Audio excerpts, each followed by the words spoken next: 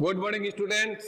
Class 7 से संबंधित हमने पिछली क्लास के अंदर परिमाप एवं क्षेत्रफल में हमने लास्ट वृत्त के बारे में, परिधि और क्षेत्रफल के बारे में पढ़ा था। उससे संबंधित उसके सूत्र और उसके कुछ प्रश्न समझे थे। आज कुछ विशेष प्रश्न हैं जिनको हमें ध्यान रखना है। इसमें पहला प्रश्न है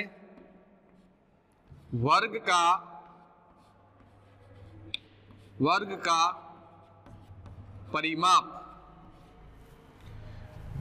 100 सेंटीमीटर है। 100 सेंटीमीटर है तो वर्ग का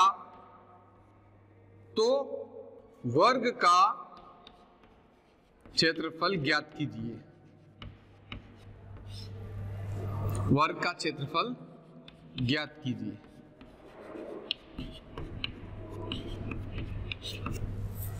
ध्यान रखना है, हमने पिछली क्लासों के अंदर पढ़ा है वर्ग की भुजा दी हुई होती है, उसके आधार पर परिमाप निकालते हैं या क्षेत्रफल निकालते हैं। अब इसमें क्या दोनों प्रश्न मिक्स है।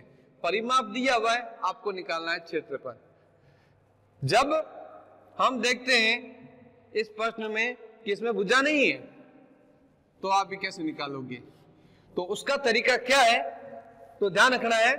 सॉल्यूशन इसको करने का तरीका क्या है वो दिमाग में रखना है।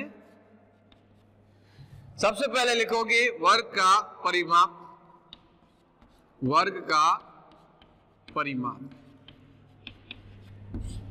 बराबर में है 100 सेंटीमीटर और आपको ज्ञात करना है वर्ग का क्षेत्रफल।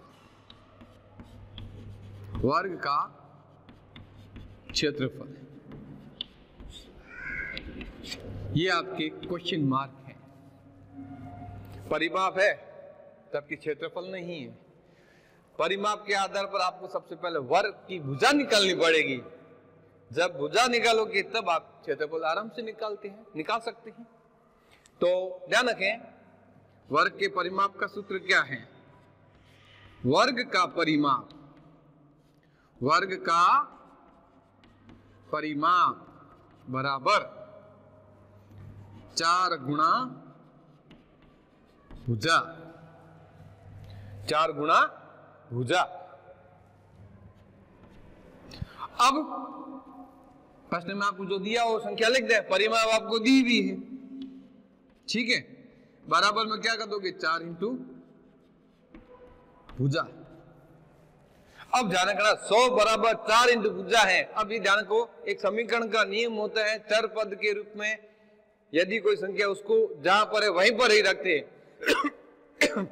लेकिन जो संख्या के रूप में होगी कोई भी संख्या, उसको हम दूसरी साइड में ले जाते हैं। दाएं से बाएं में, बाएं से दाएं में ले जाते हैं, एक दूसरे की विपरीत दिशा में ले जाते हैं। लेकिन ये ध्यान रखना किस रूप में है, जोड़ में है, बाकी में है या गुणा में है, उसके हिसाब से वो उधर जाएगा तो उसका विपरीत हो जाता है। जैसे प्लस में इधर होता है तो माइनस होता है, माइनस है तो वो प्लस में होता है। लेकिन ध्यान रखना यदि गुणा में है तो गुणा का क्या हो जाएगा भाग, और यदि भाग है तो गुणा में हो जाता है। तो हम यहाँ देखते हैं कि 4 इंटू भुजा यानी गुणा के रूप में, तो ये जो गुणा के रूप में इस संख्या को हम क्या करेंगे दूसरी साइड ले जाएंगे तो भाग के रूप में हो जाएगा। देखो 100/4, 4 मैंने इसलिए किया भाग के रूप में, यहाँ पर गुणा था इसलिए। बराबर में क्या हो जाएगी भुजा।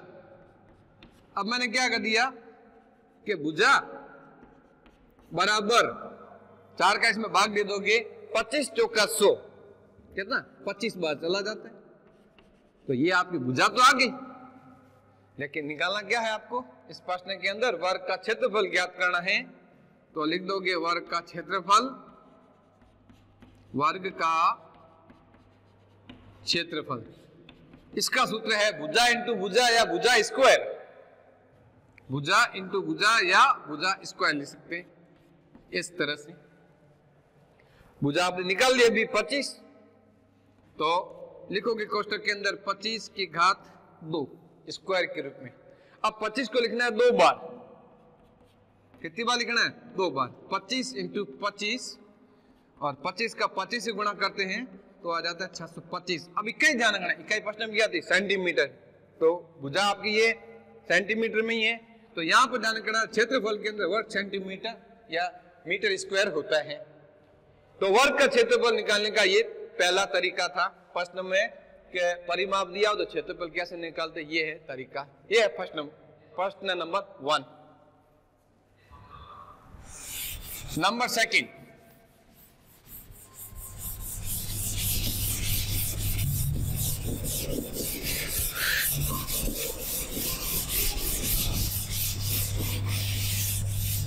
सेकंड प्रश्न है, एक आयत का परिमाप दिया हुआ है। एक आयत का परिमाप यह आपको दिया हुआ है 50 सेंटीमीटर। कितना है? 50 सेंटीमीटर और लंबाई 12 सेंटीमीटर है। कितना है? 12 सेंटीमीटर है। तो आयत का क्षेत्रफल ज्ञात कीजिए। क्या करना है? आयत का क्षेत्रफल ज्ञात करना है।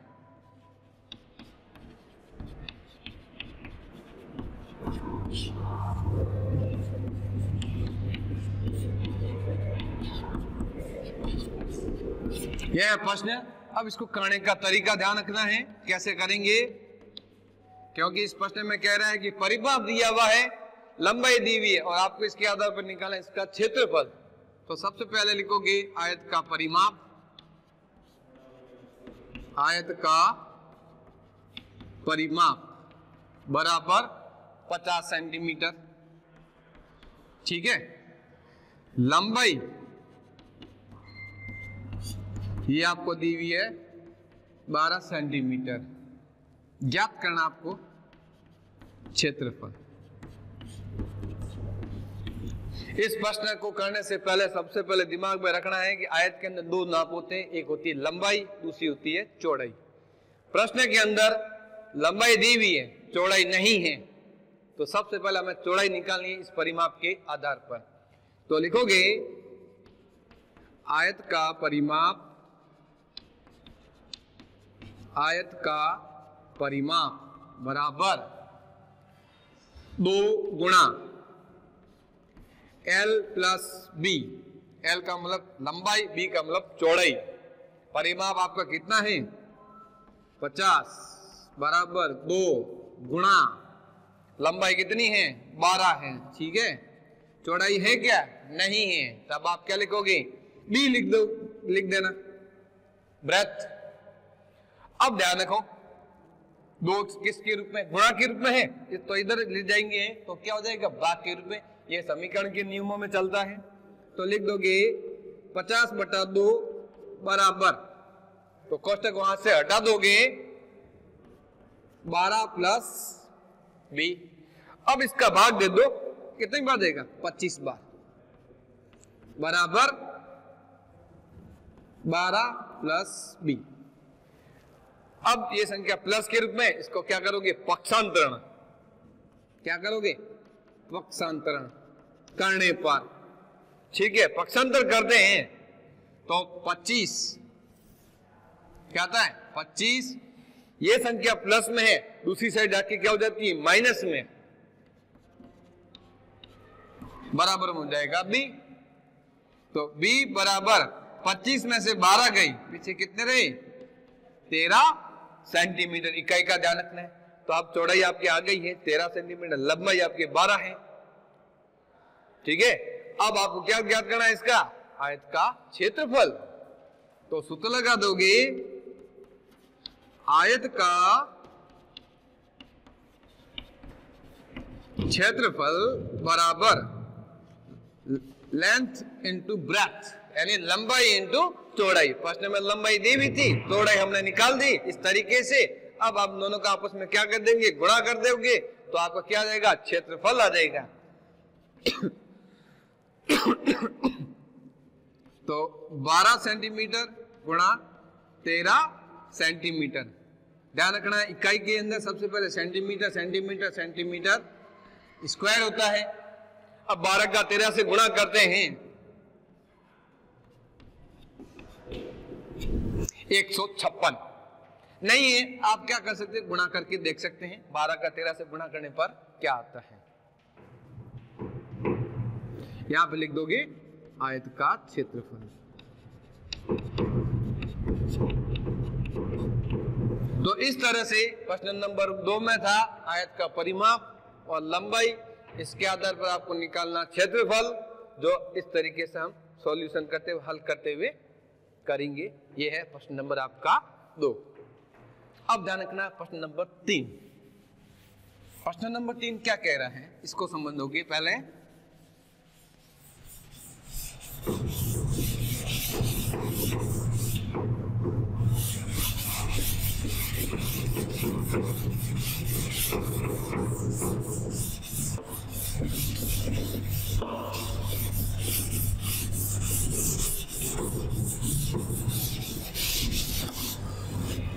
प्रश्न नंबर 3 के अंदर है एक वृत्त का क्षेत्रफल,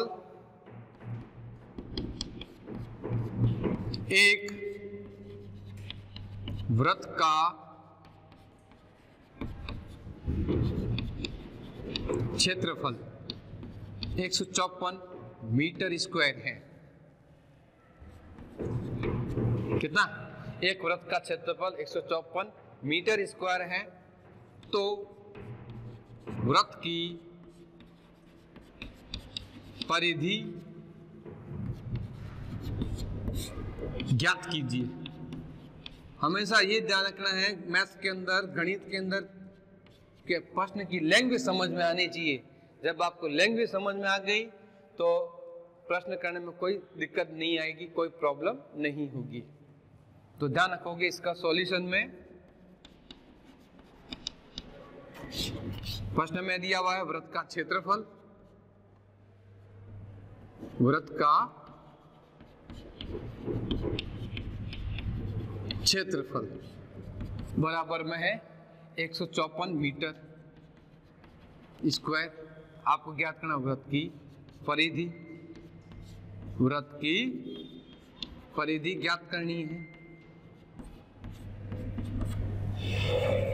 क्वेश्चन मार्क, ठीक है। अब ध्यान रखो, इधर क्या निकालना, परिधि निकालनी। तो सबसे पहले ध्यान रखो इसमें त्रिज्या है, त्रिज्या नहीं है। तब हम क्या करेंगे, सूत्र लगाओगे सबसे पहले वृत्त का क्षेत्रफल, वृत्त का क्षेत्रफल बराबर में सूत्र है पाई आर स्क्वायर, यानी 154 बराबर पाई की जगह मान बताया हुआ है पिछली क्लास के अंदर 22/7 या 3.14 होता है। ज्यादातर हम चलते 22/7 के आधार पर, और गुणा करोगे आर स्क्वायर। यहां ध्यान रखना आर स्क्वायर, क्योंकि आर आपको त्रिज्या नहीं दी हुई है। अब क्या करना है, जिसके नीचे कोई संख्या नहीं है हर के रूप में वहां लिख दोगे 1, ठीक है। अब आपको क्या करना है, वज्र गुणा करना है। वज्र गुणा का मतलब होता है इस अंश का इस हर से गुणा करना और इस अंश का इस हर से गुणा करना। नहीं समझ में आता है, आप क्या कर लो, एक बार 22 का r से गुणा करते हैं, 22r स्क्वायर बटे 7। अब आप आराम से गुणा कर सकते हैं। गुणा करते हैं, इसको कहते हैं क्रॉस मल्टीप्लाई, जिसे कहते हैं वज्र गुणन। क्या कहते हैं, वज्र गुणन, या इंग्लिश में बोलते हैं क्रॉस मल्टीप्लाई। क्रॉस मल्टीप्लाई का गुणा होता है इस संख्या का इससे गुणा करना, इस संख्या का इससे गुणा। और उसमें यह भी ध्यान रखना है, जिस संख्या जिसको हमें निकालना है, जिसको 100 करना है, उसका गुणा पहले किया जाएगा। जिसके अंदर आ रही है, ये है, ये हमें 100 करना है, इसलिए इस पूरे का इससे गुणा करते हैं तो 22r स्क्वायर आता है। बराबर में इस 7 का 154 से गुणा करोगे, ठीक है। 154 का 7 से 22r स्क्वायर का 1 से करते, 1 से गुणा करते हो संख्या वही आती, लेकिन 154 का 7 से गुणा करते तो संख्या के रूप में लिख दो। इतना ही, गुणा करने की जरूरत नहीं है, क्यों, आगे जाके आपको सॉल्यूशन में सिंप्लीफाई कर देंगे। अब ध्यान रखिए, यह संख्या गुणा के रूप में है, यह संख्या क्या है, गुणा के रूप में है। तो गुणा का क्या होता है, भाग में। तो लिख दोगे r स्क्वायर बराबर 154 इंटू 7 बटे 2, 154 इंटू 7 बटा 22, 2 नहीं है 22 है। अब ध्यान रखो ये दोनों एक ही पाड़े में कट रहे हैं, छोटी संख्या से करें या बड़ी संख्या से करें ये ध्यान रखना है, ठीक है।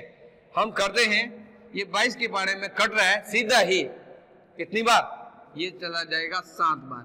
22 का 7 से गुणा करते हो, देख लो इधर 14, 14 ने 15, ठीक है ना। इस तरह से करके देखा, 22 का 7 से 154 आता है, इसलिए सीधा ही 22 के पहाड़े में कट गया 7 बार, और 22 के 22 में भाग जाता है ये 1 बार। अब क्या है, आर स्क्वायर बराबर 7 का 7 से गुणा करने की जरूरत भी नहीं है, यहां पर एक तरीका बताऊंगा अभी मैं। कारण ये है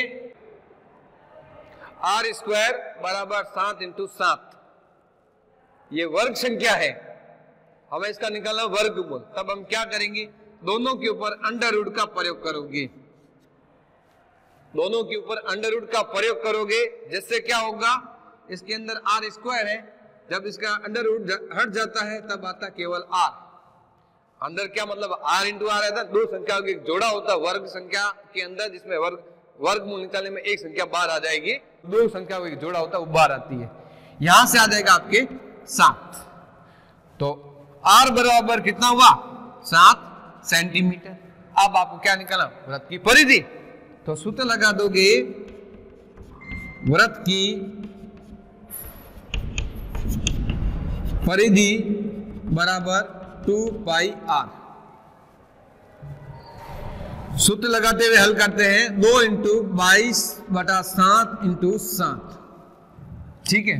तो 7 से 7 आपका ये कट गया, तो पीछे क्या रहा, 2 का 22 से गुणा करते हैं तो आता 44 सेंटीमीटर। स्क्वायर मत करना, ये ध्यान रखें, क्योंकि परिधि है, क्षेत्रफल नहीं है, इसलिए वृत्त की परिधि कितनी आ जाएगी, 44 सेंटीमीटर। वृत्त की परिधि बराबर